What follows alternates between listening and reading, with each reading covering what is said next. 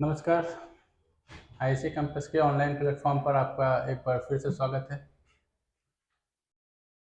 ये आपका चौथा लेक्चर है नेशनलिज्म इन इंडिया का। इसमें हम लोग गांधी जी के बारे में पढ़ रहे थे। गांधी जी के जीवन के बारे में जितनी जुड़ी हुई घटनाएं हैं उन सब का अध्ययन कर रहे हैं। जहां हम लोग गांधी जी के बारे में अध्ययन करते हुए इंग्लैंड में पहुंचे थे, जहां इंग्लैंड में गांधी जी ने बैरिस्टर एट लॉ की डिग्री ली थी।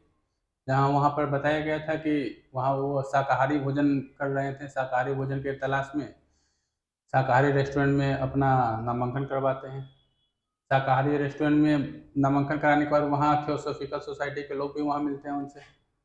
और उसके बाद जब वो डिग्री बैरिस्टर एट लॉ की डिग्री लेकर के यहाँ चले आते हैं दक्षिण अफ्रीका, सॉरी घर चले आते हैं भारत, राजकोट में। इस समय उनका घर राजकोट में ही था। तो राजकोट में आने के बाद उन्हें पता चलता है कि उनकी माँ का देहांत हो गया है और उनके घर वाले लोगों ने उन्हें बताया नहीं। ऐसा एक ये भी था कि उनकी पत्नी ये नहीं बताना चाहते थे कि बीच में उन्हें पढ़ाई छोड़ के चले आएंगे, इसलिए उन्होंने नहीं बताया। तो जब ये 1901 में 1899 में जब ये कहानी जब दक्षिण अफ्रीका पहुंचेंगे 1893 के आसपास, तब दक्षिण अफ्रीका में ये देखा गया था कि यहाँ बोअर वॉर हुआ था। जो पिछले लेक्चर में देखा था कि बोअर वॉर में कौन कौन से देशों ने युद्ध किया। तो दक्षिण अफ्रीका तो बाद की घटनाओं का अध्ययन कर ही रहे हैं। बीच में जब ये लंदन से यहाँ आए बैरिस्टर लॉ की डिग्री लेकर के, तो भारत आने के बाद ये क्या करते हैं कि भारत में वकालत की तैयारी करते हैं, लेकिन माँ का देहांत होने के बाद उनका मन नहीं लगता है। तब वो वापस राजकोट चले आते हैं। ये सब पिछले लेक्चर में मैंने बता दिया है। राजकोट आने के बाद ये अर्जी लिखने का काम करते हैं। उसी से उनका वेतन चल रहा है, उन्हीं से उनका पॉकेट खर्च चल रहा है, घर चला रहे हैं वो। यहीं से उनको दादा अब्दुल्ला का केस आता है। पिछले लेक्चर में ये बता दिया गया, दादा अब्दुल्ला के केस के लिए ये जाते हैं दक्षिण अफ्रीका केस लड़ने के लिए। केस लड़ने के लिए वैसे तो 1 साल के लिए ही जाते हैं, लेकिन 21 साल यहाँ रह जाते हैं। ये बहुत बड़ी बात है कि कोई व्यक्ति 1 साल के लिए गया हो और 21 साल रह गया हो। तो 1 साल के लिए जब जाते हैं तो ये घटना का अध्ययन कर चुके हैं कि मेरिट्सबर्ग स्टेशन पे इन्हें धक्के मार कर निकाल दिया गया था, जहाँ से गांधी जी के जीवन में बदलाव आया। उसके बाद देखने को मिला था बोअर वॉर। तो बोअर वॉर का एक बार फिर से अध्ययन करेंगे, थोड़ा सा डीप अगले क्लास में हो चुका था, तो थोड़ा सा एक्सेसरी बड़ा ढंग से अध्ययन कर लेते हैं कि बोअर वॉर हुआ था क्यों। क्योंकि गांधी जी का अभी भी मानसिकता यही है कि पहले हम ब्रिटिशों की सहायता करें, क्योंकि शासन ब्रिटिशों के साथ शासन में भागीदारी करके ही हम लोग स्वराज की प्राप्ति कर सकते हैं। अगर शासन में भागीदारी होगी तो कदम से कदम मिलाएंगे तो शायद अंग्रेजों का मन बदल जाए। और अंग्रेज यहाँ के जो कानून बने हुए हैं, ब्लैक एंड लॉ का कानून है दक्षिण अफ्रीका में। पोल टैक्स का कानून है, जो आगे आने वाले चैप्टर में देखेंगे कि पोल टैक्स क्या होता है। मैरिज एक्ट का कानून है, ठीक है। रजिस्ट्रेशन, एशियाई रजिस्ट्रेशन एक्ट का कानून है। इन सब चीजों को बदलने के लिए गांधी जी ने सोचा कि क्यों ना शासन में भागीदारी किया जाए, अंग्रेजों के साथ कदम से कदम मिलाकर चला जाए, तो हो सकता है अंग्रेजों का मन बदल जाए और वो इस कानून को बदल दें दक्षिण अफ्रीका में जहां अंग्रेजों की सरकार थी। गांधी जी ने तो सोचा ऐसा ही था, लेकिन वैसा हुआ नहीं। तो इतनी सारी जो घटनाएं हैं दक्षिण अफ्रीका में जो घटी है वो देख रहे हैं, जिसमें अभी चल रहे थे हम लोग बोअर वॉर पर। तो बोअर वॉर की जो घटना है वो 1899 से शुरू हुई है और 1901 में चली है। बोअर वॉर मैंने बता चुका था अगली वीडियो में कि बोअर एक दक्षिण अफ्रीका में जो लोग आए हैं उनका नाम है डच। पहले तो डच ही लोग व्यापार कर रहे थे ना। उसके बाद यहाँ इंग्लैंड के लोग आए और बोअर में जैसे डच लोग को यहाँ हराया और उस पर कब्जा किया। तो पहले जो बोअर वॉर हो रहा है इसमें डच है और इंग्लैंड है। दक्षिण अफ्रीका में पहले डच लोग आए व्यापार करने के लिए। इसी डच को कहा जाता है बोअर, ठीक है। बासंदा कहा जाता है। यहाँ के मूल निवासी को हब्सी कहा जाता है। तो इन्होंने उनको मारा, पीटा और उनको गुलाम बनाया डचों ने, और वहाँ के पूरी जमीनों पर अपना कब्जा कर लिया। व्यापार करने के लिए ही सही, लेकिन कब्जा कर लिया और उनको एक्सप्लॉइट करने लगे। वहाँ के जो हब्सी लोग थे उनको एक्सप्लॉइट करने लगे। तो एक बहुत बड़े क्षेत्र पर कब्जा कर लिया था बोअरों ने, डचों ने। फिर जब ब्रिटिश आते हैं तो फिर डचों से युद्ध होता है, जैसा भारत में भी चल रहा था। जब अंग्रेज और डचों के बीच युद्ध हुआ, तो वैसे ही दक्षिण अफ्रीका में भी अंग्रेजों और डचों के बीच युद्ध हुआ है, जिसमें अंग्रेजों ने डच को पूरी तरह से हरा दिया।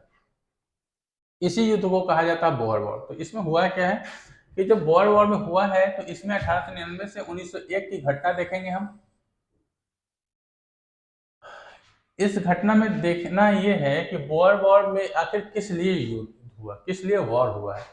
तो यहाँ पर डचों ने कुछ दक्षिण अफ्रीकी क्षेत्रों पर कब्जा किया है। जैसे एक स्टेट है, मैंने बताया था, एक स्टेट है trans free state, trans free state, इस पर कब्जा है डच का। एक दूसरा स्टेट है जिसका नाम है ट्रांसवाल, इस पर भी कब्जा डचों का था। तीसरा स्टेट है नाटाल, और चौथा स्टेट है केप। इन चारों स्टेटों पर पहले जो कब्जा था वो था डचों का, इन चारों स्टेट पर डचों का ही कब्जा था। लेकिन फिर धीरे धीरे यहाँ ब्रिटिश यहाँ व्यापार करने आए, व्यापार करते करते उन्होंने डचों से के विरुद्ध युद्ध किया, और युद्ध करने के बाद डचों के कुछ क्षेत्रों को छीन लिया। तो डचों के जो क्षेत्रों को उन्होंने छीना उसमें एक क्षेत्र पड़ता है नटाल। ये जो नटाल का क्षेत्र है इस पर कब्जा हो चुका है किसका, ब्रिटिश का। नटाल पर ब्रिटिशों का कब्जा हो चुका है, डच से वॉर किया। अभी वॉर शुरू नहीं हुआ है, अभी तो ये डचों के क्षेत्र पर अपना कब्जा जमा रहे हैं, अधिकार कर रहे हैं। तो अभी वॉर की शुरुआत नहीं हुई है, अभी डचों के क्षेत्र को ये लोग अपने अधिकार क्षेत्र में लेंगे। तो नटाल पर ब्रिटिश का कब्जा हो जाता है और केप पर ब्रिटिश का कब्जा हो जाता है।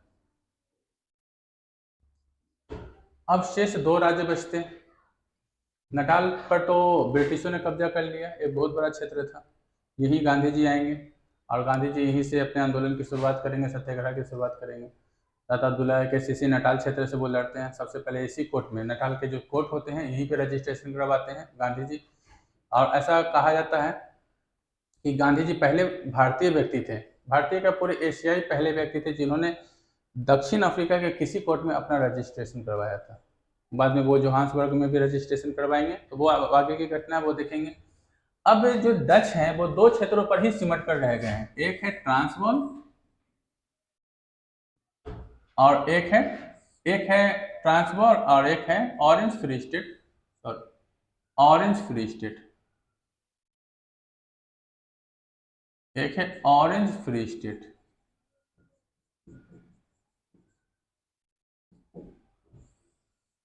इस पर भी कब्जा हो जाता है किसका, तो इस पर कब्जा रहता है डचों का ही। तो दो क्षेत्रों पर डच का कब्जा है अभी, और दो क्षेत्रों पर, उससे ज्यादा के क्षेत्रों पर ब्रिटिश का कब्जा रहा है। लेकिन इन दोनों के बीच वॉर होने की असली वजह क्या रही, इन दोनों के बीच आखिर झगड़ा किस मैटर को लेकर हुआ। जब अंग्रेज नटाल और केप पर अधिकार कर लेते हैं तो उसके कुछ वर्षों बाद अंग्रेजों को यह पता चलता है कि ट्रांसवाल का क्षेत्र और ऑरेंज फ्री स्टेट का क्षेत्र ये सोने के खान से भरी हुई है। तो अंग्रेजों ने अब सोने के खान को अपनाने के लिए, कब्जा करने के लिए इन पर कब्जा किया, इन पर अधिकार किया, इनके विरुद्ध युद्ध किया।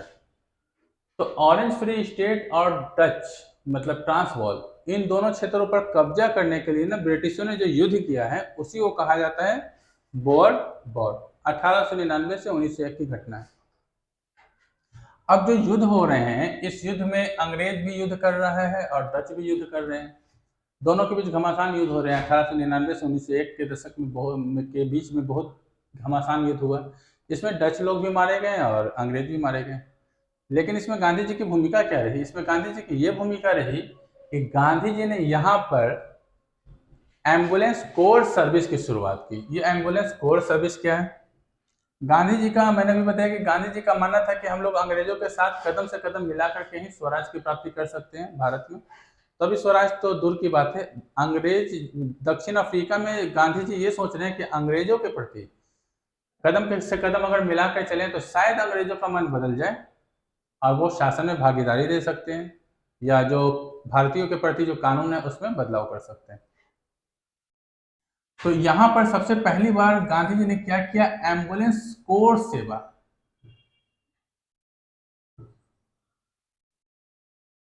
एम्बुलेंस सर्विस,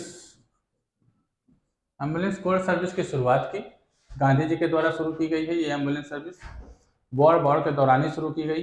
गांधी जी ने 1100 लोगों को 1100 पीपल को इसमें इकट्ठा किया, जिसमें 39 लोगों को मुखिया बनाया गया, मतलब कि मेन मेंबर बनाया गया, और 39 लोगों का एक समूह बना कर दिया गया। और 1100 लोग जो थे, जो बोअर वॉर में घायल हो रहे हैं, जो बोअर वॉर में जितने भी ब्रिटिश से घायल हो रहे हैं, उन लोगों को एम्बुलेंस के द्वारा लाया जा रहा है, हॉस्पिटल में भर्ती करवाया जा रहा है, चिकित्सीय उपलब्धता दी जा रही है, इलाज दिया जा रहा है, दवाएं दी जा रही है। ये सब गांधी जी के द्वारा ही किया गया है।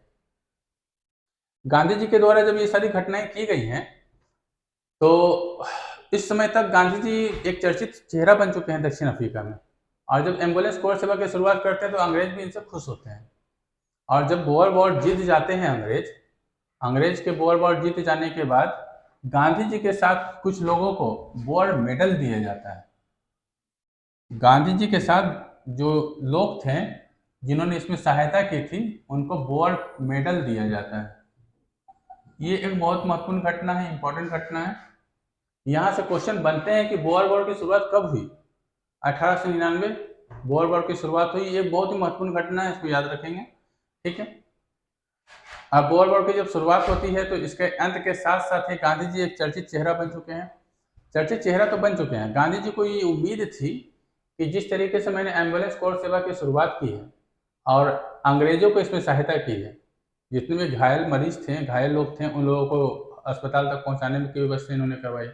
ये सारी व्यवस्था करवाने के कारण गांधी जी को ये लगा कि अब अंग्रेज का मन बदलेगा और यहाँ के जो कानून हैं, ब्लैक एंड व्हाइट का कानून है, मैरिज एक्ट है, पोल टैक्स है, इन सबको समाप्त कर देंगे। लेकिन ऐसा कुछ नहीं हुआ। इसी बीच में होता क्या है कि गांधी जी भारत चले आते हैं 1901 ईस्वी में। बोअर वॉर खत्म हो चुका है, गांधी जी भारत 1901 ईस्वी में चले आते हैं। तो इंडिया चले आते हैं गांधी जी।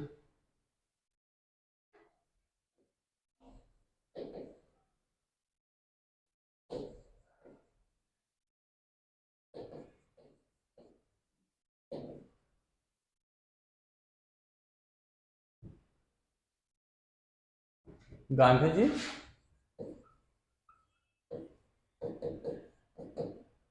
वापस आते हैं। तो गांधी जी जब वापस आएंगे इंडिया, तो इनका एक मन था कि गांधी जी का मन था कि मैं यहीं रहूं, क्योंकि हमेशा के लिए यहाँ आना चाहते थे। और इस समय गांधी जी जब भारत आए हैं 1901 ईस्वी में, 1901 ईस्वी में गांधी जी भारत आए हैं।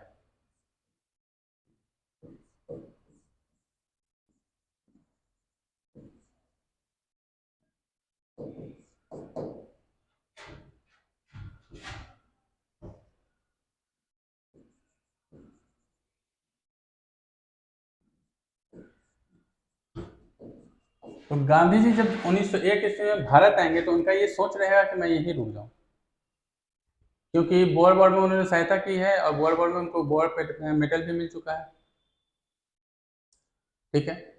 तो यहाँ आते हैं तो ये कांग्रेस के अधिवेशन में भाग लेना था इनको 1901 ईस्वी में। तो ये याद रखेंगे 1901 ईस्वी में कांग्रेस का जो अधिवेशन हुआ है वो कहाँ होता है।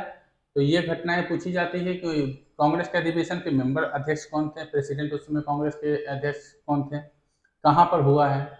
ये सब बहुत बारीकी चीज है, इसका अध्ययन करेंगे, इसको याद रखना है।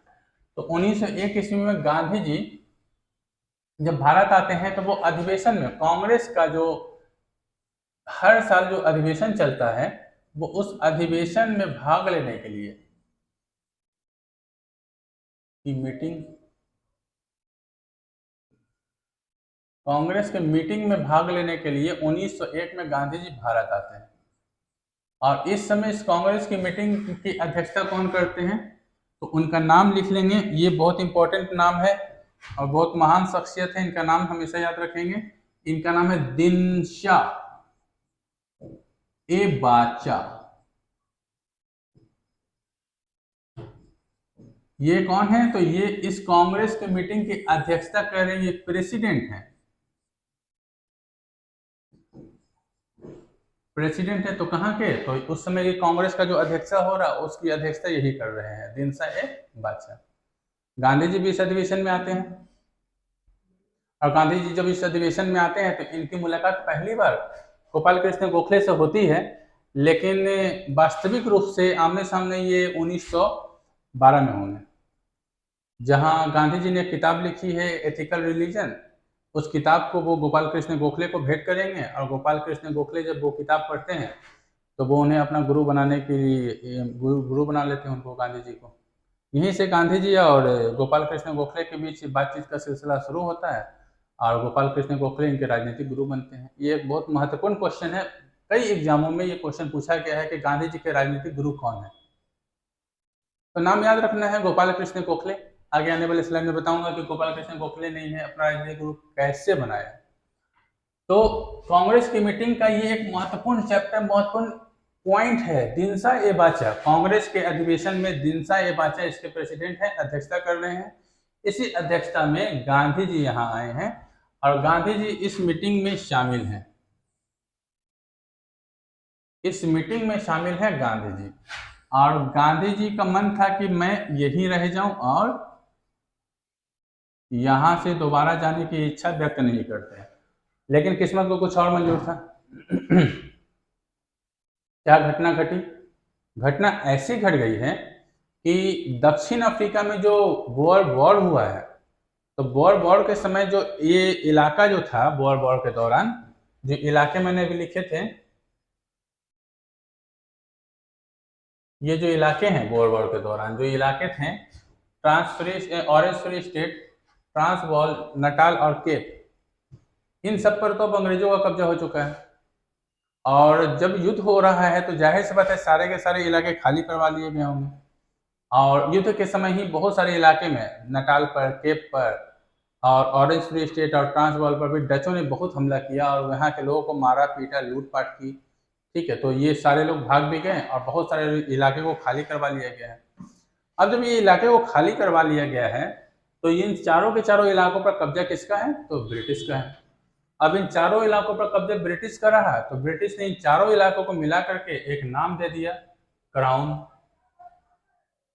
क्राउन रीजन, क्राउन क्षेत्र। तो ये ब्रिटिश क्राउन का क्षेत्र बन गया।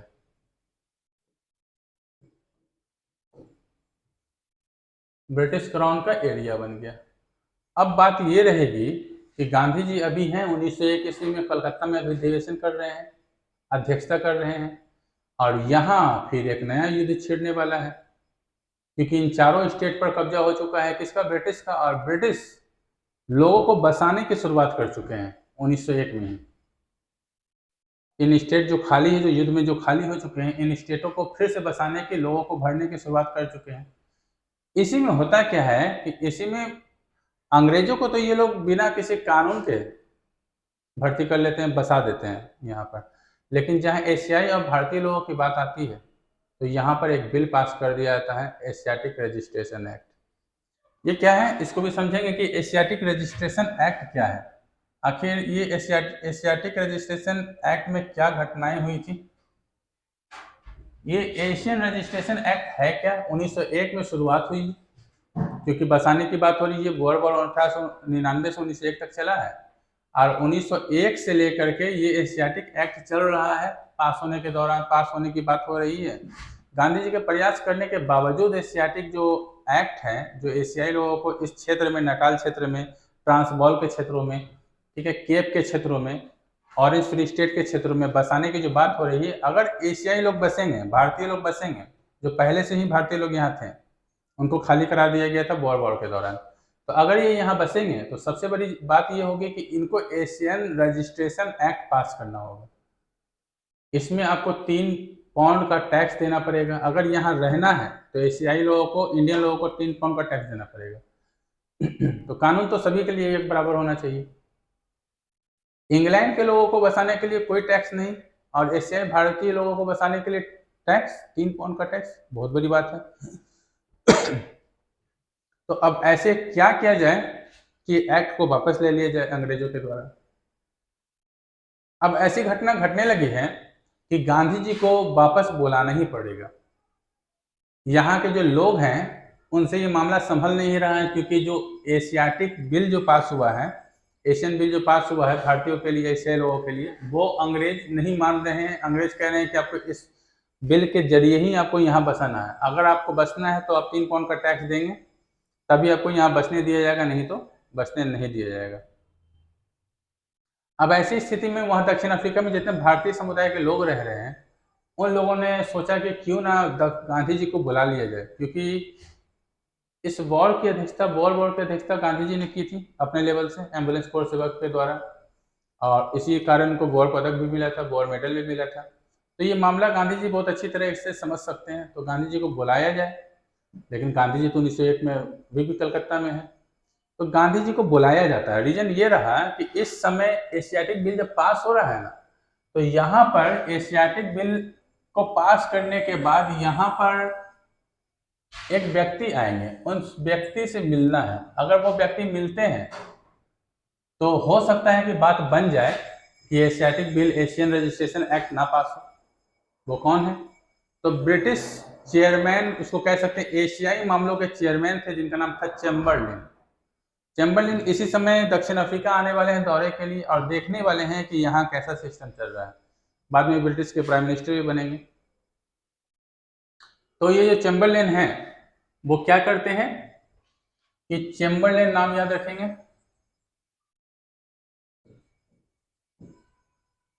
ये हैं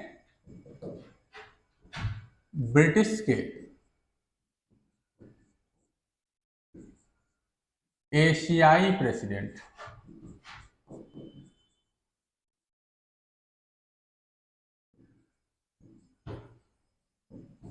इसका मतलब ये हो गया कि ये थे तो ब्रिटिश, लेकिन एशियाई मामलों को देखा करते थे। अब एशियाई मामलों को देखा करते थे उस समय एशियाई प्रेसिडेंट हैं, लेकिन ये आ रहे थे कहाँ? अफ्रीका में दौरा करने के लिए, क्योंकि इंग्लैंड की तरफ से इनको भेजा गया था। एशियाई मामले तो अलग देख रहे थे, लेकिन ये नहीं समझेंगे कि दक्षिण अफ्रीका एशिया में है, ठीक है। एशियाई मामलों को तो देख ही रहे हैं, लेकिन ये इस समय दौरे के लिए ब्रिटिश के द्वारा, ब्रिटिश सरकार के द्वारा इनको भेजा गया है दक्षिण अफ्रीका। दक्षिण अफ्रीका जब ये आ रहे हैं तो दक्षिण अफ्रीका में जो लोग रह रहे हैं भारतीय समुदाय के, जिनको एशियन रजिस्ट्रेशन एक्ट पास करना है, क्योंकि 3 पाउंड का टैक्स लगा हुआ है, उनको वहां रहने के लिए 3 पाउंड का टैक्स देना है, और वो दे नहीं पाएंगे क्योंकि उतना इनकम है नहीं उन लोगों का। तो ऐसी स्थिति में अगर गांधी जी यहाँ पहुँचते हैं तो वो चैम्बरलैन से बात कर सकते हैं। आमने सामने की जब बात होगी तो कोई रास्ता तो निकलेगा। ऐसी स्थिति में गांधी जी को वहाँ से, भारत से दक्षिण अफ्रीका बुलाया जाता है। तो इस समय गांधी जी दक्षिण अफ्रीका से वापस, भारत से वापस आते हैं कहाँ? दक्षिण अफ्रीका। 1901 में जब कांग्रेस के अधिवेशन में भाग ले रहे हैं, उसके बाद ये वापस आए हैं कहाँ? भारत से दक्षिण अफ्रीका। तो चैम्बरलैन से मिलने के लिए गांधी जी आते हैं। कहाँ से आते हैं? तो इंडिया से आते हैं अफ्रीका, और इन दोनों के बीच वार्ता चलती है, लेकिन इस बात का कोई हल नहीं निकल पाता है। ये भी कहते हैं कि अगर एशियाई लोगों को बचना है तो 3 पाउंड का टैक्स देना पड़ेगा। कानून पास अभी नहीं हुआ है, कानून 1907 में ही पास होगा। अब गांधी जी को क्या करना चाहिए, क्योंकि ये मान रहे नहीं रहे हैं। तो गांधी जी ऐसी स्थिति में बहुत सारी पत्र पत्रिकाओं के द्वारा, मैगजीन के द्वारा वहाँ के अधिकारी को जागरूक करने का प्रयास करते हैं कि मान जाइए, यहाँ के लोग पहले से ही बसे में थे तो कहाँ जाएंगे। बहुत सारे लेख में ही अंग्रेजों को बताने का प्रयास किया कि मान जाइए, लेकिन कोई मानने वाला है नहीं। गांधी जी ने ये बताने का प्रयास किया है अपने लेखों में कि किस तरीके से भारतीयों का शोषण यहाँ हो रहा है दक्षिण अफ्रीका में। भारतीय कहाँ जाएंगे, क्या करेंगे, इनका इतना इनकम नहीं है कि वो 3 पाउंड का टैक्स दे पाएंगे। तो ऐसी स्थिति में अगर अंग्रेज मान जाते हैं तो बहुत बड़ी बात रहती है। लेकिन गांधी जी के प्रयास करने के बावजूद इतनी पत्र पत्रिकाओं में अंग्रेजों को बताने के लिए इतनी पत्र पत्रिकाएं लिखी, मैगजीन लिखी, लेकिन अंग्रेज का जो था वो मान ही नहीं रहे। अंग्रेज एक टस से मस नहीं हुए, और जब अंग्रेज माने नहीं तो गांधी जी को ऐसा लगा कि शायद मैंने जो वॉर वॉर में जो मेडल मिला है, जो वॉर वॉर में हम लोगों ने एम्बुलेंस कोर सेवा की शुरुआत करके अंग्रेजों की सहायता की थी, वो सब बेकार हो गया। बहुत बड़ी बात रही। अंग्रेजों ने सोचा तो था कि गांधी जी को वॉर मेडल दे दिया गया है। गांधी जी ने भी सोचा कि वॉर मेडल मिलने के बाद शायद अंग्रेज हमारे पक्ष में आ जाए, लेकिन अंग्रेज इतने आसानी से समझ में आने वाली चीज़ नहीं थी। गांधी जी को भी एहसास हो जाता है कि चाहे कुछ भी कर लिए जाए, अंग्रेज हमारे कभी नहीं होंगे। अब ऐसी स्थिति में क्या करेंगे?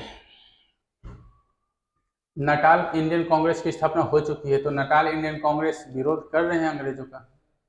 विरोध करते करते कितना विरोध करेंगे? 1907 ईस्वी में ये एक्ट पास हो गया। कौन सा? एशियाई रजिस्ट्रेशन एक्ट, इंडियन जिसको कह सकते हैं आप, रजिस्ट्रेशन एक्ट पास हो गया।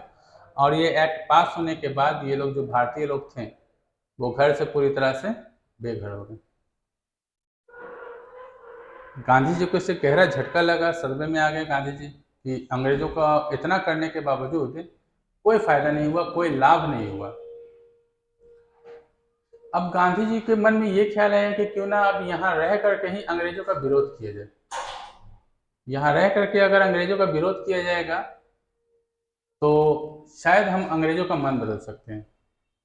अभी सत्याग्रह की शुरुआत नहीं हुई है दक्षिण अफ्रीका में, लेकिन गांधी जी यहाँ एक आश्रम खोलने के का प्लान बना रहे हैं। एक विचार कर रहे हैं कि क्यों ना यहाँ एक आश्रम खोला जाए और ये जो लोग बेघर हुए हैं एशियन रजिस्ट्रेशन एक्ट में, इन लोगों को उस आश्रम में रखा जाए। तो ये आश्रम है क्या? इस आश्रम का गांधी जी ने क्या नाम रखा वो हम देखेंगे अगले टॉपिक में। इस आश्रम का गांधी जी नाम रखते हैं फोनिक्स आश्रम। इसको फिनिक्स आश्रम कहते हैं। ये है क्या फिनिक्स आश्रम?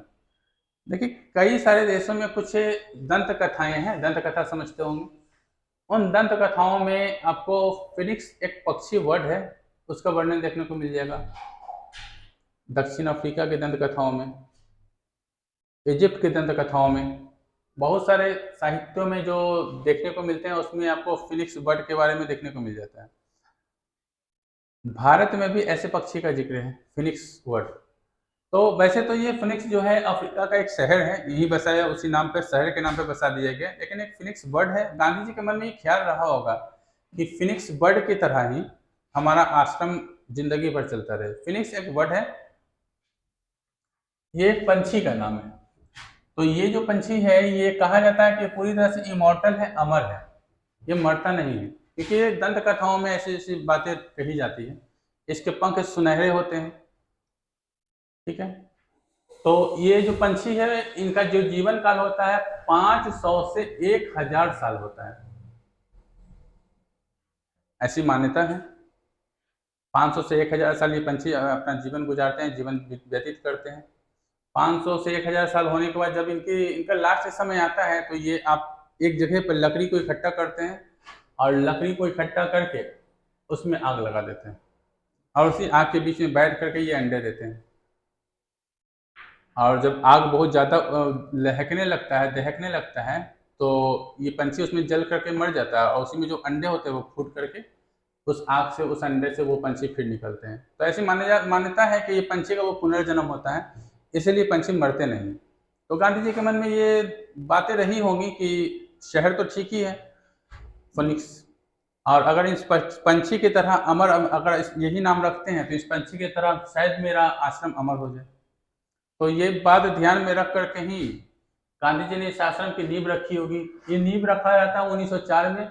जो एशियाई रजिस्ट्रेशन एक्ट है वो 1907 में पास होगा, लेकिन इसी बीच में गांधी जी ने अंग्रेजों का विरोध करने के लिए ये आश्रम की शुरुआत कर दी।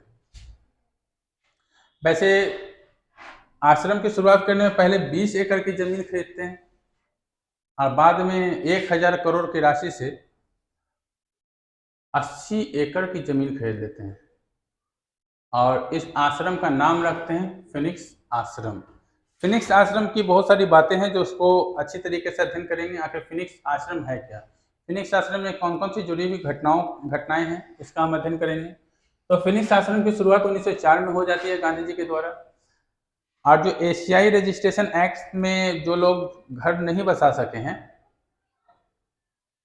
क्राउन स्टेट में, तो उन लोगों को यहाँ रखा जाएगा।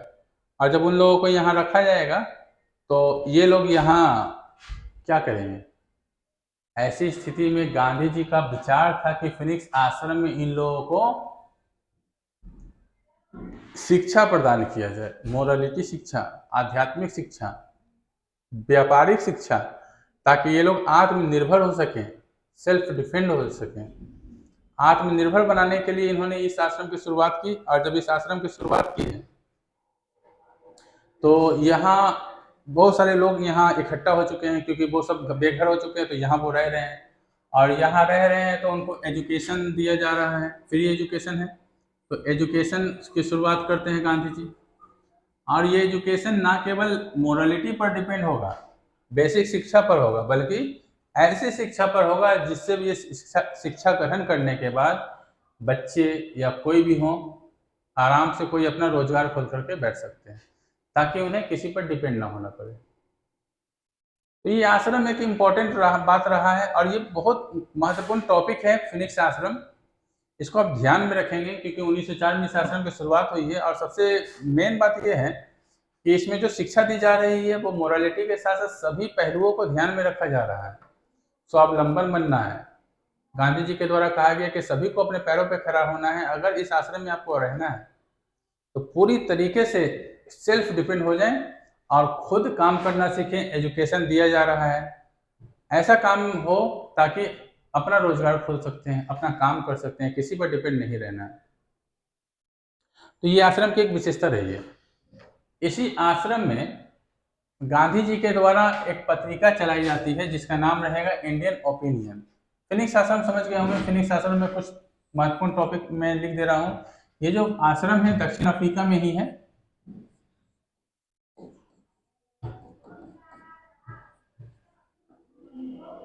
ये आश्रम जो है दक्षिण अफ्रीका में है।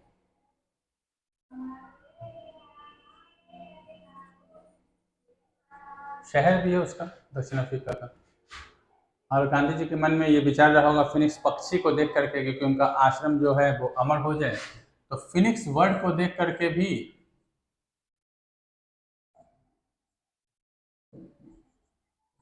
फिनिक्स वर्ड, जिसके बारे में ये दंत कथाएं हैं, रियलिटी मत मानेंगे इसको। दंत कथाओं का मतलब होता है कि कुछ कथाओं में बढ़ा चढ़ा करके बातें करना। तो लगभग के हर देशों में के जो दंत कथा है उसमें इन पक्षी का जिक्र है। भारत के दंत कथाओं में भी फिनिक्स पक्षी का जिक्र है। इसको अमर पक्षी, भारत में इसको हिंदी में अमर पक्षी के नाम से जाना जाता है। तो कहा जाता है कि इसकी उम्र 500 से 1000 साल होती है। तो शायद इसी को ध्यान में रख के इसका नाम गांधी जी ने फिनिक्स ही रखा होगा। शहर तो है ही है, चाहते तो कोई और नाम भी रख सकते थे, लेकिन उनके मन में ये ख्याल रहा होगा कि फिनिक्स ही ठीक है, शहर का शहर भी हो जाएगा और एक अमर है। तो जिंदगी भर हम रहें या ना रहें, मेरा आश्रम जीवित रहेगा और यहाँ लोगों को शिक्षा दी जाती रहेगी। तो इसीलिए इस बर्ड के नाम पर ही इसका नाम पड़ गया। और यहाँ जो आश्रम पड़ा है, इसी आश्रम में लोगों को एजुकेशन की बात की जा रही है। सभी प्रकार के एजुकेशन दिए जाएंगे यहाँ पर, ताकि लोग सेल्फ डिपेंड हो सके। तो इस आश्रम की तो बात हो गई, फिनिक्स आश्रम, इसको याद रखना है। महत्वपूर्ण टॉपिक ये रहेगा कि फिनिक्स आश्रम की शुरुआत कहाँ हुई, फिनिक्स आश्रम की शुरुआत कब हुई, ठीक है, और फिनिक्स आश्रम में क्या काम किए जाते थे। मेन टॉपिक तो यही है कि फिनिक्स आश्रम गांधी जी ने क्यों खोला था। तो गांधी जी ने फिनिक्स आश्रम इसलिए खोला था कि जो एशियाटिक बिल जो पास हुआ है उसमें जो बेघर हो गए हैं वो लोग खाएंगे क्या, कमाएंगे क्या। उन लोगों को यहाँ रखने के लिए, शिक्षा देने के लिए, काम करने के लिए, उनके पैरों पर खड़ा कराने के लिए इस आश्रम की शुरुआत की गई है। ठीक है, तो इसको एक रिलेट करके पढ़ेंगे कि फिनिक्स आश्रम वैसा आश्रम है जहाँ बोअर वॉर में जो लोग बेघर हुए हैं, बोअर वॉर के बाद जो एशियाटिक बिल जो पास हुआ है, उस बिल में जितने लोग बेघर हुए हैं, जिनको 3 पाउंड का टैक्स देना है, तो वो लोग तो अब टैक्स दे नहीं सकते क्योंकि पैसे इतना है नहीं उन लोगों के पास। तो उन लोगों को यहाँ बसाने के लिए, क्योंकि वहां तो बसा नहीं सकते हैं, कुछ बहुत सारे लोग गरीब भी हैं, भारतीय मूल समुदाय के जो लोग हैं, मजदूरी करते हैं, बागान में काम करते हैं, तो ये लोग इतना पैसा दे कहाँ से सकते हैं। 3 पाउंड बहुत बड़ा रकम होता है। तो ये इन सब को वहां से लाया गया है और यहाँ बसाया गया है। कहाँ, तो फिनिक्स आश्रम में। और उन लोगों के एजुकेशन पे बात की गई है ताकि आगे चल के ये लोग सेल्फ डिपेंड बन सकें और एजुकेशन अच्छी तरीके से प्राप्त कर सकें और अपने पैरों पर खड़ा हो सकें। ठीक है, ये फिनिक्स आश्रम में, फिनिक्स आश्रम में ही गांधी जी ने एक पत्रिका चलाई है जिसका नाम है इंडियन ओपिनियन। ये एक महत्वपूर्ण प्रश्न बन जाता है, क्वेश्चन बन जाता है कि आखिर इंडियन ओपिनियन जो पत्रिका है गांधी जी ने कहाँ लिखी। कोई बहुत बड़ी पत्रिका नहीं थी इंडियन ओपिनियन, 3000 से 4000 वर्ड का एक पत्रिका रहा होगा, ठीक है। बाद में इसमें संशोधन होता गया और बढ़ा है, लेकिन उस समय इतने ही शब्दों का रहा था। तो इसमें गांधी जी ने अपने विचार लिखे हैं और अंग्रेजों के प्रति जो इतनी भावना थी वो लिखी है इसमें। तो इंडियन ओपिनियन की शुरुआत यही होती है 1909 में। और इंडियन ओपिनियन जो पत्रिका लिखते हैं, इसको जो राय जो देते हैं, एडवाइस देते हैं कि गांधी जी को कुछ लोग भी एडवाइस देते हैं, ऐसी बात नहीं है, गांधी जी भी सभी लोगों को लेकर के चलते हैं। तो एक है मदनजीत सिंह, एक है मनसुख। ये लोग क्या कर रहे हैं कि गांधी जी को एडवाइस दे रहे हैं कि आपको एक पत्रिका लिखनी चाहिए ताकि यहाँ अंग्रेजों का विरोध किया जा सके और बहुत अच्छी तरीके से मजबूती के साथ विरोध किया जा सके। तो ऐसी स्थिति में गांधी जी पत्रिका जो लिखते हैं उसका नाम होता है इंडियन ओपिनियन। तो नेक्स्ट में देखेंगे कि इंडियन ओपिनियन की जो घटना है वो क्या है और कितना इंपॉर्टेंट है हमारे परीक्षा की दृष्टि से। ये बहुत इंपॉर्टेंट है इंडियन ओपिनियन की घटना, क्योंकि आने वाले समय में मैं पढ़ाऊंगा कि गांधी जी ने कौन कौन सी किताबें लिखी हैं। लोग कुछ ही किताबों के बारे में जानते हैं, जैसे पत्रिकाओं के बारे में जानते हैं, जैसे इंडियन ओपिनियन एक चर्चित पत्रिका है, लोग जानते ही होंगे इसके बारे में, लेकिन इतना नहीं जानते हैं कि कहाँ लिखा गया, इसमें कौन सी बातें हैं, इन सब का अध्ययन करेंगे। उसके बाद मैं एक्सपेरिमेंट विद ट्रुथ, उनकी आत्मकथा है, इनके बारे में लोग जानते हैं। लेकिन अभी हम लोग जब इनके बारे में अध्ययन करेंगे तो हम लोग उनकी सारी किताबों के बारे में अध्ययन करेंगे। एथिकल रिलीजन जो किताब है, गांधी जी ने क्यों लिखा और गोपाल कृष्ण गोखले को ही क्यों दिया, ठीक है। तो पहले हम देखते हैं इंडियन ओपिनियन की पुस्तक। 1909 में जो पत्रिका का संचालन किया गया है वो इंडियन ओपिनियन पत्रिका। फिनिक्स आश्रम में ही इसकी शुरुआत की जाएगी और फिनिक्स आश्रम में जब इसकी शुरुआत की जाएगी तो फिनिक्स आश्रम में की शुरुआत होगी जो कुल ज़्यादा लोग नहीं थे। फिनिक्स आश्रम की शुरुआत कुल 10 लोगों की फैमिली से मिलकर के बनी थी। 10 लोग से अधिक होंगे, ज़्यादा से ज़्यादा होंगे, तो क्योंकि इस आश्रम में काम किया जाएगा कि श्रमदान की बात हो रही है। इस आश्रम में जो लोग रह रहे हैं, गांधी जी ने कहा कि देखिए पैसे तो उतने उपलब्ध है नहीं कि हम आप लोगों को वेतन दे सकें, तो अगर आप लोग इस आश्रम में रहते हुए इंडियन ओपिनियन में आप लोग अगर हमारा योगदान देंगे, श्रमदान देंगे, मेहनत करेंगे, तो शायद इसका फल आगे चल के मिले। सभी लोग तैयार हो गए, लेकिन इसका जो सलाह दिया था इंडियन ओपिनियन का जो सलाह देने वाले व्यक्ति हैं उनका नाम याद रखेंगे। इंडियन ओपिनियन के एडवाइजर, उनका नाम है मदनजीत, नाम याद रखेंगे। इंडियन ओपिनियन गांधी जी को इन्होंने सलाह दिया था कि आपको एक पत्रिका छापनी चाहिए, उसका नाम होना चाहिए इंडियन ओपिनियन। गांधी जी को इन्होंने सलाह दिया, तो गांधी जी को ये सलाह अच्छा लगा, तो उन्होंने सोचा कि क्यों ना एक पेपर छापा जाए। उन्होंने इंडियन ओपिनियन छापा, लेकिन सिर्फ अकेले गांधी जी से तो नहीं हो सकता है, क्योंकि गांधी जी ने कहा कि आपको श्रमदान देना पड़ेगा, मेहनत करना पड़ेगा, क्योंकि मेरे अकेले से तो होगा नहीं। तो इसके संपादककर्ता जो इसको एडिट करते हैं, एडिटर, वो थे मनसुख लाल। नाम याद रखेंगे, मनसुख लाल, एडिटर कह सकते हैं इनको। उनका नाम है मनसुख लाल।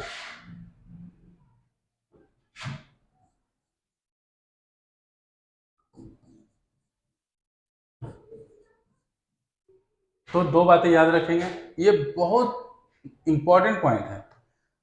अगर आगे चल के हाई लेवल का अगर परीक्षा का पास करना है तो इन महत्वपूर्ण बिंदुओं को आपको देखना पड़ेगा, ठीक है। तो एक एडवाइजर है कि एडवाइस देने वाले हैं मदनजीत सिंह, और ये जो एडिटर है मनसुख लाल, इसको एडिट करने का काम करते हैं। लेकिन चीफ एडिटर तो गांधी जी ही थे, मेन संपादनकर्ता गांधी जी ही रहे हैं। तो अगर हम यहाँ पर लिख सकते हैं कि चीफ एडिटर के रूप में कौन कार्य कर रहे हैं, तो गांधी जी। पूरा उनको देखना कि क्या ये सही छपा है कि नहीं छपा है, इसमें कोई बातें गलत तो नहीं छप गई है, उन सबको देखने का काम गांधी जी कर रहे हैं। चीफ एडिटर कौन बनेंगे, तो चीफ एडिटर होंगे आपके गांधी जी।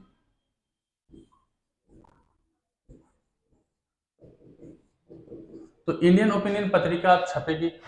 श्रमदान की बात हुई है कि पैसा तो हम दे नहीं सकेंगे क्योंकि इतने लोगों का वेतन देना पॉसिबल नहीं है मेरे पास। तो सब लोग श्रमदान करने के लिए तैयार भी हो जाते हैं, और जब तैयार हो जाते हैं तो मदनजीत सिंह एडवाइस करते हैं कि पत्रिका छापिए, और एडिटर के रूप में मनसुख लाल पत्रिका का संपादन करते हैं, और जो गांधी जी हैं, गांधी जी जो इसके चीफ एडिटर बनते हैं। और चीफ एडिटर में एक व्यक्ति हैं जिनका नाम है गोविंद स्वामी। गोविंद स्वामी का नाम याद रखेंगे। ये गोविंद स्वामी हैं कौन? मैं याद लिख देता हूँ। वो मशीन चलाते हैं, मतलब कि जो प्रेस का जो मशीन होता है वो मशीन चलाने वाले हैं। तो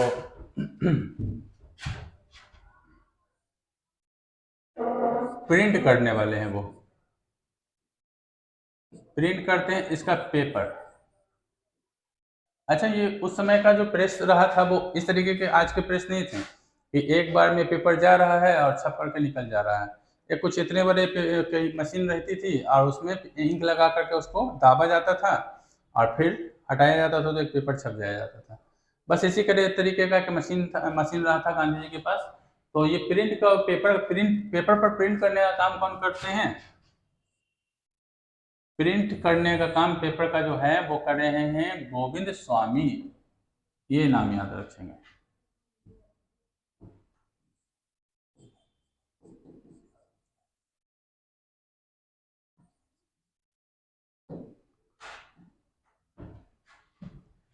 परीक्षा की दृष्टि से ये पॉइंट बहुत इंपॉर्टेंट है कि इंडियन ओपिनियन के एडवाइजर कौन रहे, गांधी जी को सलाह किसने दी कि इंडियन ओपिनियन पत्रिका छापे आप, इंडियन ओपिनियन पत्रिका के एडिटर कौन रहे, संपादक कौन रहे, चीफ एडिटर कौन रहे, और प्रिंट पेपर को का जो प्रिंट कर रहे हैं वो कौन है? गोविंद स्वामी।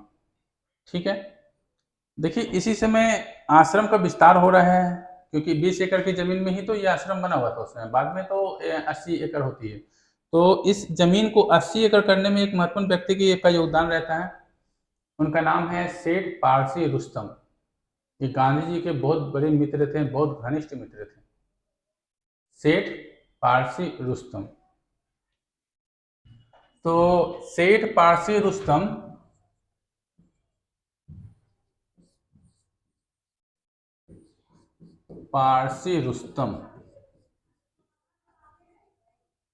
इन्हीं के प्रयास से ये फिनिक्स आश्रम की शुरुआत होती है। इनका अपना एक फैक्ट्री रहा था, तो वहां से जितने भी कंबल चादर थे गांधी जी को इन्होंने दिया। इन्हीं के प्रयास से 80 एकड़ की जमीन गांधी जी को मिली है। तो गांधी जी की सहायता करने वाले बहुत लोग भी मिले हैं रास्ते में, दक्षिण अफ्रीका में। तो सेठ पारसी रुस्तम ने भी अपना योगदान दिया है इस फिनिक्स आश्रम को बनाने में।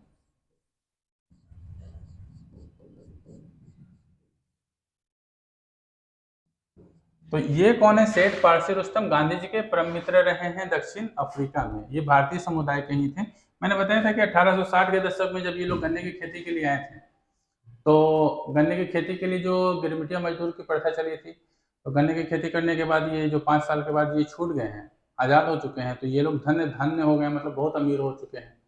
यहीं पर अपना ये लोग बागान खरीदते हैं, अपनी फैक्ट्री बनाते हैं। तो उन्हीं में से ये एक लोग थे, एक व्यक्ति थे, सेठ पारसी रुस्तम।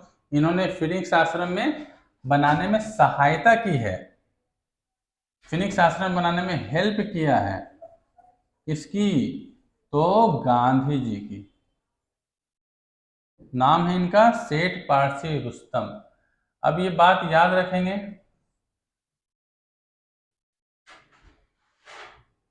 ये मैं गारंटी के साथ कह सकता हूं कि पूरे यूट्यूब में आप इसे किसी भी वीडियो में आप चेक कर लें, कहीं भी चेक कर लें, इतनी बड़ी जानकारी आपको नहीं मिलेगी, क्योंकि ये हायर लेवल के भी एग्जाम में आपको ये सारे क्वेश्चन पूछेंगे। इसलिए आपको डीपली अध्ययन करना है क्योंकि परीक्षा का स्वरूप बदल चुका है। परीक्षा का स्वरूप बदलने से क्वेश्चन कुछ टफ हो गए हैं, और कुछ क्वेश्चन तो ऐसे आते हैं कि मोरालिटी पर ही आप बेस्ड क्वेश्चन होते हैं, क्योंकि पढ़ने के बाद उसको समझना पड़ता है, समझने के बाद उस क्वेश्चन का आंसर करना पड़ता है। तो इसके लिए मानसिक क्षमता की जरूरत पड़ती है। तो इसलिए ये जो डीप अध्ययन कर रहे हैं, डीप डीप बातों को लिखा रहे हैं, उसको अपने कॉपी में नोट कर लें, नोटबुक में नोट कर लें, ये ज़्यादा बेहतर होगा। एक बार पढ़ें वो अंत हो जाएगा, उसके बाद आपको दोबारा पढ़ने की जरूरत नहीं पड़ेगी। तो इंडियन ओपिनियन पत्रिका से इतनी सारी बातों को याद रखेंगे कि इसके एडवाइजर कौन है, तो मदनजीत सिंह है। एडिटर कौन रहेंगे कि मनसुख लाल रहेंगे। प्रिंट करने वाला जो पेपर का जो प्रिंट करने हैं वो गोविंद स्वामी रहेंगे। चीफ एडिटर कौन है, तो गांधी जी हैं। और इस प्रिंटिंग प्रेस को बनाने में किसका योगदान रहा, महत्वपूर्ण योगदान रहा है, तो गांधी जी का रहा। इस पत्रिका के द्वारा उन्होंने गांधी जी ने अंग्रेजों को शिक्षित करने का भी प्रयास किया, जागरूक करने का। शिक्षित तो नहीं कर सकते हैं क्योंकि अंग्रेज तो पहले से शिक्षित थे। गांधी जी ने उनको जागरूक करने का प्रयास किया कि आप जो ये काम कर रहे हैं वो ठीक नहीं कर रहे हैं। एशियाई लोगों को हटाना अच्छी बात नहीं है क्योंकि ये पहले से ही वहाँ रह रहे थे। ये सारी बातें इन्होंने इसमें लिखी है। और कुछ बातें हैं, इसको यहाँ पे नोट डाउन कर दे रहा हूँ क्योंकि एक जो छोटा सा ये पेपर ही है, एक पत्रिका है, तो ये कुछ बहुत बड़े पन्ने का पेपर नहीं रहा है। तो ये जो पेपर छप रहा है इस समय, पेपर को छापने वाले हैं गोविंद स्वामी।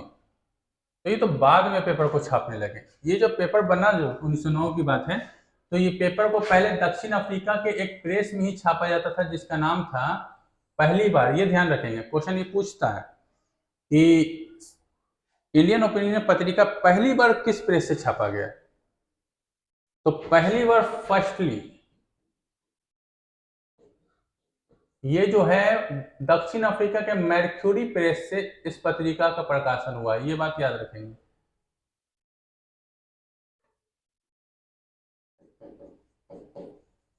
Firstly printed Indian opinion in south Africa. तो कहां से, तो इस प्रेस का नाम है मर्क्यूरी प्रेस। नाम याद रखेंगे, मर्क्यूरी प्रेस। ये बहुत इंपॉर्टेंट पॉइंट है। तो इंडियन ओपिनियन से इसे ज्यादा सवाल पूछेंगे भी नहीं, ठीक है। इंडियन ओपिनियन प्रेस की शुरुआत गांधी जी ने मंजीत सिंह की सहायता से की। मंजीत सिंह ने एडवाइस दिया कि आपको पेपर छापना चाहिए, पत्रिका छापनी चाहिए। तो मदनजीत सिंह के सहायता से इसके एडिटर बनाए गए मनसुख लाल को। जहाँ गलती होता है उसको चेक करने का काम इनका था। चीफ एडिटर तो गांधी जी ही रहे हैं। प्रिंट, इस पेपर को प्रिंट करने का काम छोटा सा एक मशीन रहा है, उस पर कागज रखने के बाद उस पर प्रिंट करना रहता था, दबाया और हटा दिया। तो ये प्रेस था उस समय।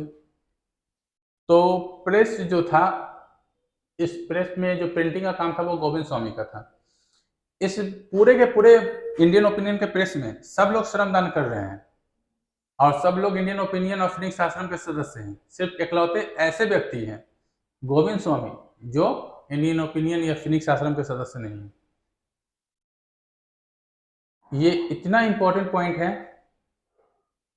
कि कई बार इसमें लोग हट जाते हैं, दिमाग से ये क्वेश्चन आउट हो जाता है कि इंडियन ओपिनियन पत्रिका के प्रकाशन के समय फिनिक्स आश्रम के कौन सदस्य नहीं थे। 4 ऑप्शन: मदनजीत सिंह, मनसुख लाल, गोविंद स्वामी, पारसी रुस्तम। तो एक चीज याद रखेंगे कि गोविंद स्वामी जो हैं इस फिनिक्स आश्रम के सदस्य नहीं है, लेकिन वो श्रमदान करने के लिए दूर से आते थे। यहाँ वो पेपर छापा करते थे, फिर चले जाया करते थे। और ये गांधी जी के बहुत प्रिय भी रहे हैं।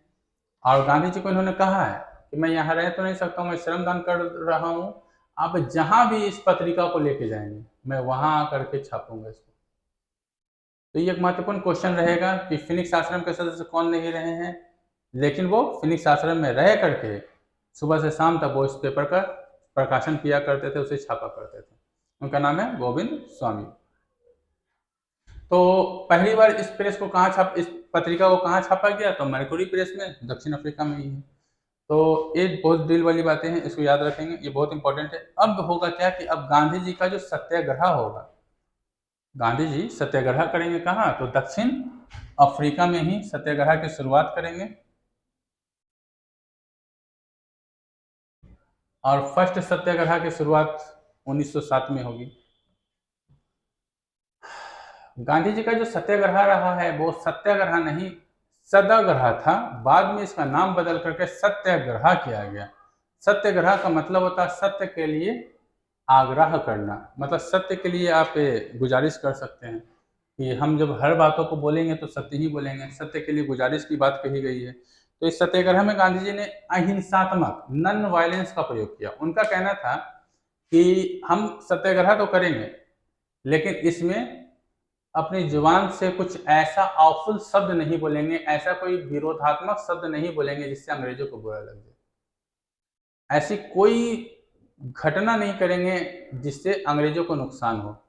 चुप रह करके, भूख हड़ताल करके, शांति से बैठ करके ये सत्याग्रह चलता रहेगा और तब तक चलता रहेगा जब तक अंग्रेज की मानसिकता बदल नहीं जाती है। तो 1907 ईस्वी में गांधी जी के द्वारा इस मूवमेंट को शुरू किया गया है, सत्याग्रह की शुरुआत की गई है। और जब इस सत्याग्रह की शुरुआत की गई है तो इसमें कुछ पॉइंट लिख देता हूँ। इस सत्याग्रह की शुरुआत में क्या होगा, ये पूरी तरह से शुरुआत में इसे कहा गया था सत्याग्रह, सत्याग्रह,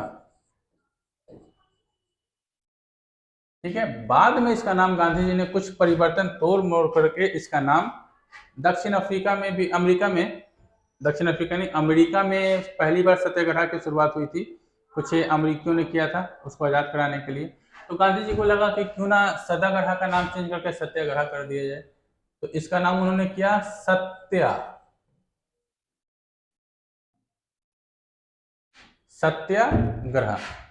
और सत्याग्रह में सबसे बड़ी बात है, गांधी जी ने किस पर जोर दिया है, तो गांधी जी ने दो बातों पर जोर दिया है कि नॉन वायलेंस होनी चाहिए। किसी भी तरीके की हिंसा नहीं की जाएगी। अंग्रेजों को समझाने के लिए यहाँ पर किसी भी तरीके का विरोध तो किया जाएगा, लेकिन शांति से। तो नॉन वायलेंस प्लस पीस पर ध्यान दिया गया है, शांति पे। तो ये सत्याग्रह की शुरुआत हो गई है 1907 में। जब गांधी जी सत्याग्रह की शुरुआत करते हैं तो कुछ घटनाएं घट जाती हैं यहाँ पर कुछ घटनाएं ऐसी घटती हैं जिससे गांधी जी भी परेशान होते हैं और वहाँ के रहने वाली जो भारतीय जनता है वो भी परेशान होगी। तो आखिर इस सत्याग्रह की जब शुरुआत हो रही है तो इस सत्याग्रह की शुरुआत आखिर के गांधी जी ने क्यों किया, क्या रीजन रहा कि गांधी जी ने इस सत्याग्रह की शुरुआत की, क्या आखिर कारण बना कि गांधी जी ने ये सत्याग्रह की शुरुआत 1907 में ही की, ना उससे पहले ना उससे बाद में।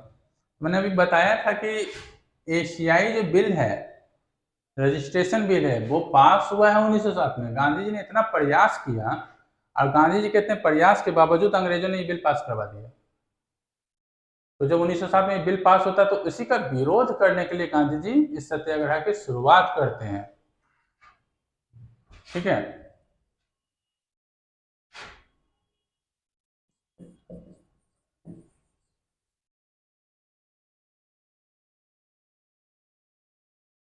किसके विरोध में, प्रोटेस्ट एशियन रजिस्ट्रेशन एक्ट, ये भी तो पास हुआ है 1907 में। तो इसी के विरोध में किया गया है क्या, इसी के विरोध में किया गया है सत्याग्रह।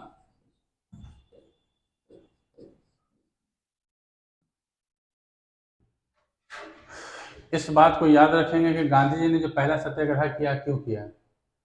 गांधी जी ने पहला सत्याग्रह इसीलिए किया क्योंकि यहाँ पर एशियन रजिस्ट्रेशन एक्ट पास हो चुका है और उसका विरोध करना है।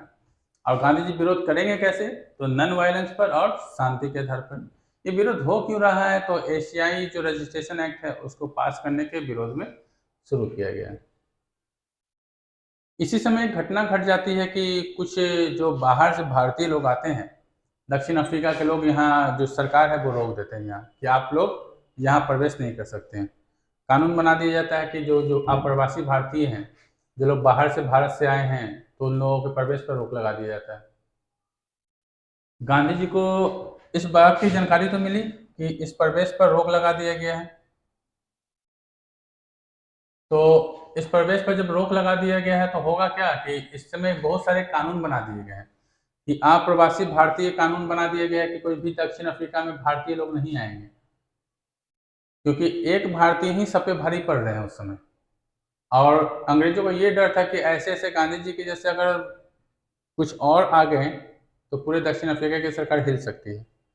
तो इसीलिए अप्रवासी भारतीयों पर रोक लगा दिया गया, तो इसका विरोध करने लगे। गांधी जी ने विरोध किया।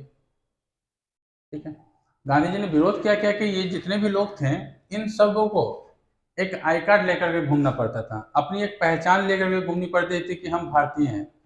इन पर उनके अंगूठे का निशान होता था। अब ये बहुत अपमान वाली बात है कि दक्षिण अफ्रीका में जो भारतीय रह रहे हैं उन लोग, जो जितने भी लोग हैं, वो अपना आई कार्ड टांग करके चले, घूमते हुए चले, तो ये अपमान वाली बात है। तो गांधी जी ने इसका विरोध किया। डरबन से लेकर के प्रिटोरिया तक, ट्रांसवाल तक, ये लोग, गांधी जी ने कहा कि जितने भी लोग हैं, जितने भी भारतीय समुदाय के लोग हैं, अपना आई कार्ड लेकर के नहीं चलेंगे।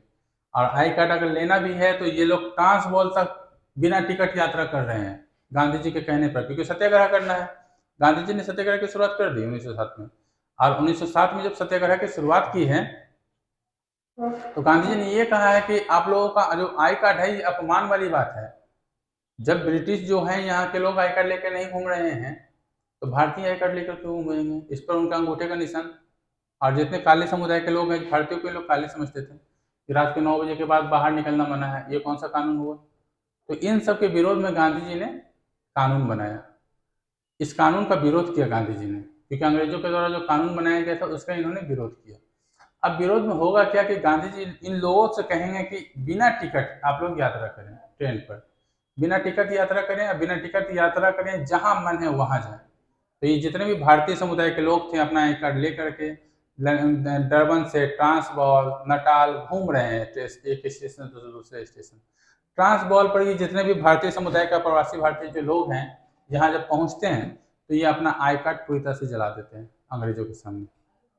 तो ये एक विरोध रहा है। विरोध का मतलब ये नहीं कि अंग्रेजों को कोई काम में नुकसान पहुंचा करके विरोध किया जा रहा है। यही तो इनकी सत्याग्रह की थ्योरी थी। अंग्रेज अपना काम करते रहे, हम आपके काम में कोई बाधा नहीं पहुंचा रहे हैं। आपका काम जैसे चल रहा है चल रहा है, हम लोग अपना काम कर रहे हैं। हम लोग एक ट्रेन से दूसरे ट्रेन में यात्रा कर रहे हैं तो इसका मतलब ये नहीं कि आपके काम में बाधा पहुंच रहा है। हमने अपना आई कार्ड जलाया, इसमें भी आपका काम में कोई बाधा नहीं पहुंच रहा है। तो अंग्रेजों में हिंसा की भावना मतलब कि नहीं करनी है, और किसी कोई भी ऑफुल शब्द नहीं बोलना, ऑफुल वर्ड नहीं बोलना है। ये रही गांधी जी के सत्याग्रह की शुरुआत। 1907 से ये आंदोलन चलता रहा। और इसी बीच में हुआ क्या है कि 1910 ईस्वी में गांधी जी एक टॉलस्टॉय आश्रम की शुरुआत करते हैं, टॉलस्टॉय फॉर्म की शुरुआत करते हैं। क्योंकि गांधी जी जो प्रसिद्ध थे, गांधी जी बहुत अधिक टॉलस्टॉय, लियो टॉलस्टॉय, ये एक बहुत बड़े दार्शनिक रहे हैं, उनकी पुस्तक पढ़ा करते थे। लियो टॉलस्टॉय से ये बहुत ज़्यादा प्रभावित थे। तो 1910 ईस्वी में जब इनकी मृत्यु हुई तो उन्हीं के नाम से ये टॉलस्टॉय फॉर्म की शुरुआत करते हैं, आश्रम की शुरुआत करते हैं। और टॉलस्टॉय आश्रम की जो शुरुआत करते हैं वो उस समय जो फिनिक्स आश्रम के में जो काम कर रहे हैं, वहाँ जो स्वावलंबन बनाने की बात हो रही है, लोगों को पढ़ाना लिखाना शिक्षा देना, उसके बाद नौकरी की बात हो रही है, रोजगार की बात हो रही है, वो सब जो फिनिक्स आश्रम में होगा वो सब टॉलस्टॉय आश्रम में भी होगा।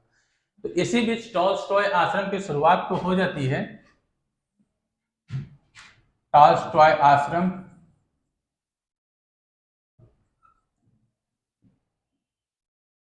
गांधी जी ने इसकी शुरुआत की है 1910 में, और सारा काम जो फिनिक्स आश्रम में हो रहा है वो टॉलस्टॉय आश्रम में हो रहा है। ठीक है, लेकिन जब टॉलस्टॉय आश्रम की शुरुआत करते हैं तो एक और एक्ट अंग्रेजों ने लगा दिया। कौन सा? तो मैरिज एक्ट। इसमें कहा गया कि जो भी लोग हैं, भारतीय जो लोग हैं, मुस्लिम हो या हिंदू हो, अगर हिंदू रीति रिवाज या मुस्लिम रीति रिवाज से इन लोगों का विवाह हुआ है तो उसे गैर कानूनी बना दिया जाएगा। गैर कानूनी मतलब उन्हें मान्यता नहीं दी जाएगी, उनके बच्चों को भी मान्यता नहीं दी जाएगी और उनकी संपत्ति को भी मान्यता नहीं दी जाएगी। इसका मतलब ये कहना था अंग्रेजों का कि ये लोग जितने भी भारतीय समुदाय के लोग हैं, ये लोग अपने रीति रिवाज से विवाह न कर करके ईसाई रीति रिवाज से विवाह करें। ये अंग्रेजों का एक चाल था, दोनों को हिंदू मुस्लिम में लड़वाने की चाल चल रही। लेकिन गांधी जी ने इसका विरोध किया सत्याग्रह के जरिए। गांधी जी ने बहुत अधिक विरोध किया, सत्याग्रह की शुरुआत की और एक स्टेशन से दूसरे स्टेशन पूरे समुदाय के साथ जाकर के विरोध करते थे गांधी जी अंग्रेजों का। इतना विरोध हुआ इस एक्ट का, और पोल टैक्स जो आई कार्ड की घटना की बात कर रहे हैं, इन दोनों घटनाओं को लेकर के गांधी जी ने बहुत विरोध किया। विरोध इतना बढ़ गया कि 1912 ईस्वी में इस एक्ट को बदलने के लिए कानून पास हुआ। इसी के साथ वो गिरमिटिया मजदूर का भी कानून समाप्त किया गया 1912 में। कानून तो बन गया लेकिन समाप्त होने में 1917 का समय आ गया। तो इस समय मैरिज एक्ट जो था, जो हिंदू मुस्लिम का जो रीति रिवाज था कि अगर आप हिंदू रीति रिवाज से विवाह करते हैं या मुस्लिम रीति रिवाज से विवाह करते हैं तो आपके विवाह को मान्यता नहीं दी जाएगी, आपकी संपत्ति को अवैध करार दे दिया जाएगा, आपके बच्चों को अवैध करार दे दिया जाएगा। तो इन सभी act, poll tax, I card की घटना, मैरिज एक्ट की घटना, प्रवासी भर्तियों की घटना, इन सब के विरुद्ध जो कानून बनाया गया वो 1912 से शुरू हुआ। और इसमें आपके गोपाल कृष्ण गोखले का भी योगदान रहा। ये लोग यहाँ यात्रा करते हैं, दक्षिण अफ्रीका आते हैं और यहाँ के असेंबली में कानून पास कराने का प्रयास करते हैं। और जब कानून पास होता है तो कानून पास होने के बाद यहाँ क्या होता है कि यहाँ से जितने भी कानून थे, ब्लैक एंड वाइट का कानून था, ठीक है, मैरिज एक्ट का कानून था, पोल टैक्स का कानून था, ये सभी कानून रद्द कर दिए जाते हैं दक्षिण अफ्रीकी सरकार के द्वारा। और गांधी जी के द्वारा जो किया हुआ जो सत्याग्रह था ये पूरी तरह से यहाँ पर सफल हो जाता है। तो ये गांधी जी के की जो घटनाएं थी दक्षिण अफ्रीका में, 21 वर्ष की जो घटनाएं, ये यहाँ पर समाप्त होती है। इसके बारे में जितना डील साथ जितना भी अध्ययन थी इस सभी वीडियो में बता दिया गया है, एक से एक बारीकी, कहीं पर कुछ छूटा नहीं होगा। तो आप एक बार इसको अच्छी तरह से देखें और इसको नोट डाउन करें ताकि भविष्य के परीक्षाओं में कोई बारीक से बारीक कोई भी क्वेश्चन छूटे नहीं। तब तक के लिए धन्यवाद।